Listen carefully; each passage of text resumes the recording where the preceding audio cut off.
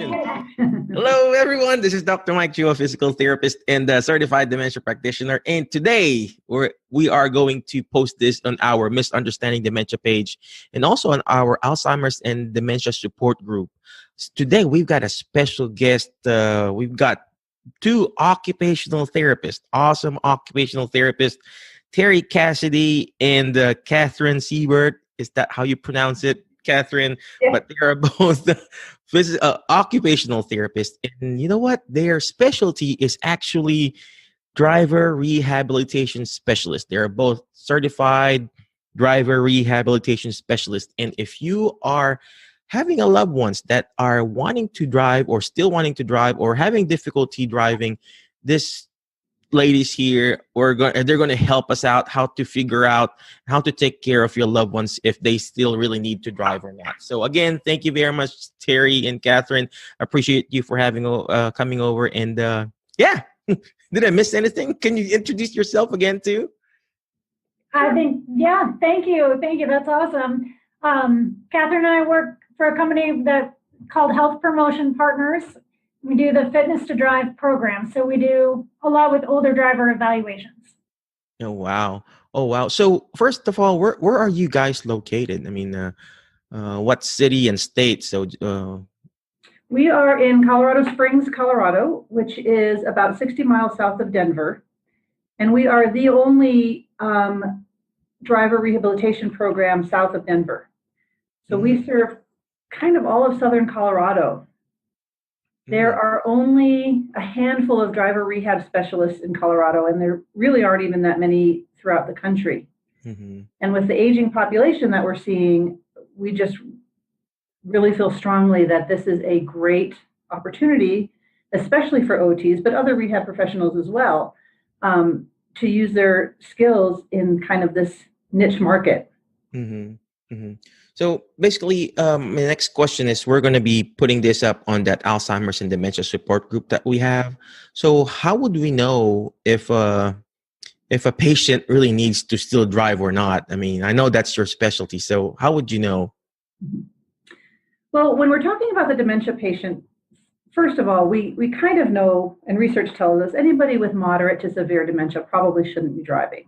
Those are kind of the people that are easy to make the determination on. Those are the folks that they're going to get lost. While they may be able to operate the motor vehicle, they will likely forget where they're going. They may get lost. They may end up driving, all the way to the next state. So those aren't really the people that we're focused on in our practice. We are looking more at the people that have mild cognitive impairment or mild dementia. MCI, yeah. Yeah, I remember now. Okay, go ahead. Those are the folks that really are kind of on the border, right? Their loved ones are concerned, but they don't know really if it's time to take the keys away. So we have people ask themselves some questions. We'll say to the loved ones or the caregivers, will you drive with this person? Will you be in the car while this person is driving, or does that scare you? Will you let this person drive your children? That's a big one. So if I'm an adult child and it's my mother that I'm concerned about, and I have young children, if I won't let my mom drive my young children, that's probably a sign that my mom maybe needs to be evaluated by a driver rehab specialist. Driver rehab specialist. Okay. Right. We also say to the loved ones, do you spend a lot of time co-piloting? When your loved one with dementia is driving, do you have to do a lot of co-piloting? Do you have to tell them to stop at the stop sign? Do you have to give them directions? Do you have to direct them on where to go? Do you have to remind them to turn on or turn off their turn signal? All of those types of things. Those are all really good signs that it's probably time for your loved one to be evaluated. Oh, wow. So when you say evaluated, do they need to go to your office, to your clinic to be evaluated? And then you mentioned about moderate to severe and mild cognitive impairment. What kind of testing do you use to, I know the doctor, the physician would say, okay, this has dementia. And then normally the patient don't even know what stage the patient is. So do you do the testing? Do you do any standardized test, like whatever GDS or whatever you guys do as an occupational therapist? Yeah. you want to take that one? Sure. So in terms of some of the testing that you're talking about, sounds like dementia scaling or staging. We aren't necessarily diagnosing for sure, and we do have the information from the doctor. But what we most care about is function for that particular client. So we're going to do a lot of standardized tests around vision, strength, range of motion, the skills you need for driving. We will look at cognition. So we generally use the MOCA as part of our executive function assessment. We'll do the short blessed test in terms of like a dementia screen. But testing that's already been done is really helpful to us too. So if that individual has had a neuropsych report, we'll ask for a copy of that, medical records, things like that that will contribute to what we're finding. And then we'll do some performance-based assessment sometimes before we get in the car. And then obviously in vehicle is our true performance assessment. Oh, wow. You mentioned about the vision, range of motion and everything. And I think that's very important. And most of the time I'm not, I got good physician friends, but they say, when they say, okay, you're still good to drive, but I see the patient, they don't have good range of motion in their neck. They're, you got your patients like this, and then their eyes, they don't even have that, oculomotor eye reflexes anymore. And, if you have a loved ones right now, if you're watching and listening right now through our podcast and through our, group right now, you need to go to a certified driver rehab specialist. So how do we find certified driver rehab specialist? Is there a website that we can go to, Terri and Kathryn? I mean, aside from your own website, we'll promote your website. But I mean, for example, I'm in Tennessee. Is there any association that I need to go to? Or yeah, so the association that credentials therapists to be a driver rehab specialist is called ADED. It's ADED.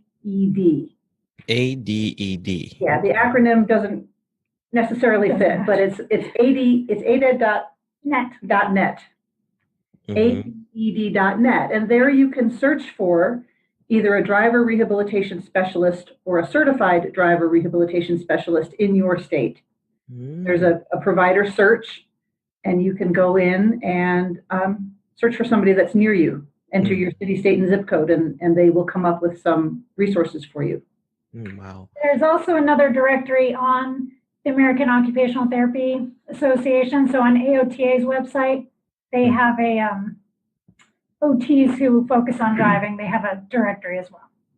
So for our listeners and people who are watching right now, AOTA is help me out here. American Occupational Therapy Association. There you go. American Occupational Therapy Association. So you go to that website and search, driver rehab specialist in my area, or, if you're in Tennessee. So, because it's very important, because I'm saying this in a nice way, not all therapists are the same, just like any doctor. No, not all doctors are the same. You go to a pediatrician, you can't expect her or him to know everything about the heart. You go to a cardiologist, you don't expect them to do surgery on you for your knee. So same thing with us therapists. I'm a physical therapist. These two beautiful ladies here are, occupational therapists, and they have their own specialty. So go ahead, go check the website at AOTA and ADED.com. So, I have several questions here that I have. So how do you know if someone should either retire from driving or should be assessed by a driver rehab specialist? Well, one of the things we like to say is that when we're talking about dementia, the diagnosis of dementia, it's not really if, but when. Oh, wow. There will likely come a time when the person is going to need to be evaluated. There's strong evidence that mild cognitive impairment progresses to dementia. And so we like to say to people, the earlier the better.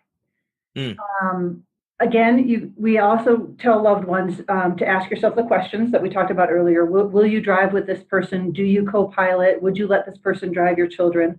There are also a few questionnaires that people... My wife won't let me drive my kids. Well, come see us, Mike. We might be able to get you in next week. I know, right? It's different, right? It's not cognition. It's just my hormones. So... Oh, well. All right. I'm sorry for disrupting your train of thought there. One of the other ways that you know that a person might be having difficulty with driving is when they're having difficulty with other ADLs or other IADLs. So when the person, What is ADLs and IADLs? so Or I mean, yeah. yeah, ADLs stands for activities of daily living. So those are things like dressing, toileting, bathing, feeding yourself, including on and off the toilet, in and out of the shower, all of those types of things. IADL stands for instrumental activity of daily living. There you go. And those are things like that require higher level executive function. Those are things like balancing the checkbook, preparing a meal, driving. So if you find that your loved one all of a sudden can't balance their checkbook, or all of a sudden is burning things on the stove, or goes to the grocery store and comes home with only half the items that they needed, that also may be a sign that it might be ready to start talking about driving. Oh, wow. How long does it take for an actual evaluation that you do? If, for example, I have my mother, rest in peace, my mother and my dad, right? But for example, I bring my parents to you. How long does it take for an evaluation That's a good question. So generally we schedule a 3-hour appointment. 3 hours? Oh, wow. That's so quality. Oh, gosh. That's so it's good. It's very thorough. It is in depth. And a lot of things that Kathryn mentioned are things we talk about in that, even just the clinical portion of that. So we are finding out, how's this person doing with managing finances? What types of responsibilities are they keeping up with at home? So we really get a full picture. Also, we want to be looking at what type of driving are they doing? What is their driving environment? Because for one person to continue driving to the grocery store and to the bank is different than somebody else commuting back and forth to Denver. So it's really very individualized. But we'll spend about half that time in the clinic, a good portion of time out in the car, and then really the most important part is when we come back, hopefully there's family there and have the discussion about how it all fits together. Oh, wow. You know what? We really look at the whole person from head to toe, including taking them out in the car. We have a driver trainer car that has a brake on the passenger side. Very important. So Really? So we're yeah. The Well, other thing, I attended the seminar with Tipa Snow, and there's this. He's actually an occupational therapist here in Jackson, and they do this, and they have a simulated car, in their booth. And I said, "Oh wow, this is amazing!" And I remembered you guys actually. So a lot of places use a simulator, which is terrific. It's a really safe way to get an idea of whether or not somebody will be safe to take out in the car. We do find that actual behind the wheel in the car is really the gold standard of course, yeah, because all the what you call this, the peripheral vision being activated and everything. So yeah, that's so true. Well, my next question for you ladies is how do you talk about driving with persons with dementia? I mean, yeah, that's your question there, right? Yeah. The first thing we like to say to people is that you need to start the conversation early. And it's an uncomfortable conversation, but it's really mostly for the benefit of the family member. We like to phrase it in terms of what we call driving retirement. We like to say to people, when you're planning on retiring from your job, you don't just wake up one morning, go into your boss and say, I'm retiring today. You might if you win the lottery or something, but typically it's something that you plan for. You talk about things like, how is it going to affect me financially? What am I going to do with my time? What are some things I want to do in my retirement? Will I be able to pick, what is my role going to be in retirement? Oh, wow. So we like to phrase the tapering of driving in terms of driving retirement. And so we like people to be able to plan for it. Where do you need to go? Where are the places that you are going to need to get to? What are some other driving alternatives in your community? Can you use Lyft? Do you have access to Uber? There are other apps and other services that can help with transportation as well. The time to teach somebody to use the bus, for example, is not the day that you tell them that they can't drive. It's something that you want to start conversing with your loved one about early. Oh, wow. There are a couple of resources too that the Hartford, the insurance company, the Hartford puts out. If I hold something up, will you be able to see it? Yeah. Okay. Or So this is I'm putting it in front of my face. mm-hmm. That looks like me 70 years from now. Oh my God. Oh gosh. Yeah, I think really put that in for me, right? Dad, what's You could be going a on? model. Yeah. So this All right. publication is called We Need to Talk, Mm-hmm. and it has a lot of great information in it. And this one is called At the Crossroads. Mm-hmm. These are free publications from the Hartford. Can they download that? I They mean, can download it, or you can write away and they will mail one to you. okay. So what's the website again? I We'll believe put in the this, show notes.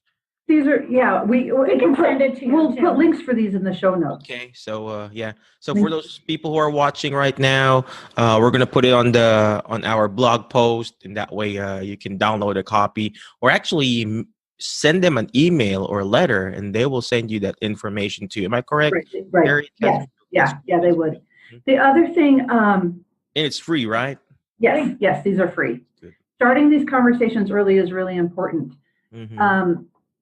One of the other things we like to tell people, or information we like to share with people, is that research recently has shown that men will outlive their ability to drive by about 6 years, and women by 10 years.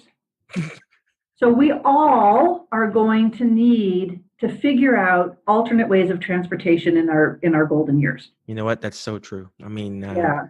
I live in the rural area, and I see a lot of patients that are still driving, and it's very scary. You know, I think 2 or 3 months ago, I just saw, an old Buick right in front of me in the highway here, and it's an old person because it's an old Buick. And it's just crazy. And actually, one time when I was the director of the hospital outpatient, I did a driver evaluation because the doctor specifically ordered, "Hey, Michael, can this patient really, safely drive?" And I'm not comfortable.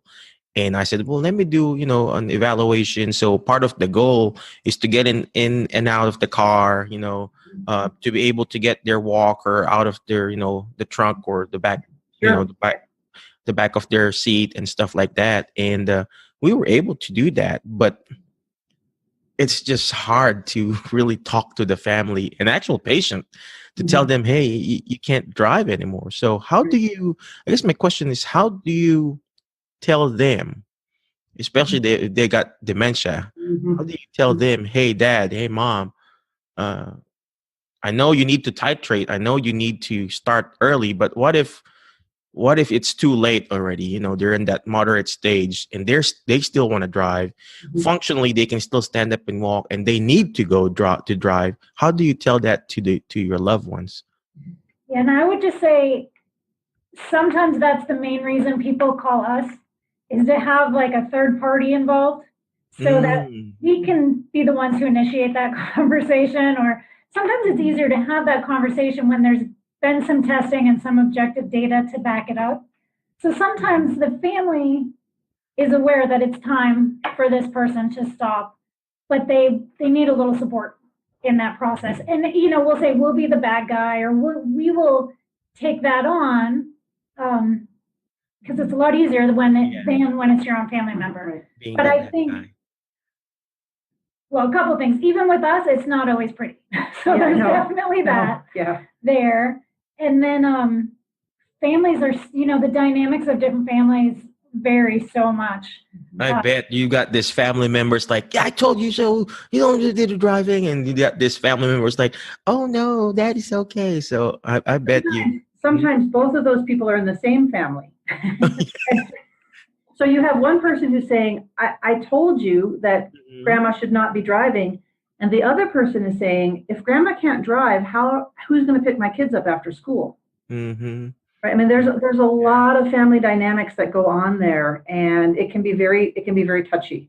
And OTs are good at this, family dynamics and everything. You guys are really good at that. Yeah. I think sometimes sometimes I've seen individuals come in who the family's already warned me they're going to fight this tooth and nail, let's say. And sometimes by the time we do our whole 3-hour session, something about that clicks. Like there's a piece where they start to have, even though insight may be an issue overall, there's one time I drove with a gentleman who had already failed the test at the DMV, but wanted to keep going back and take it again and again. Mm. And from our eval, I was saying, he's not going to pass. Like, it's not a good idea to keep taking this test over and over.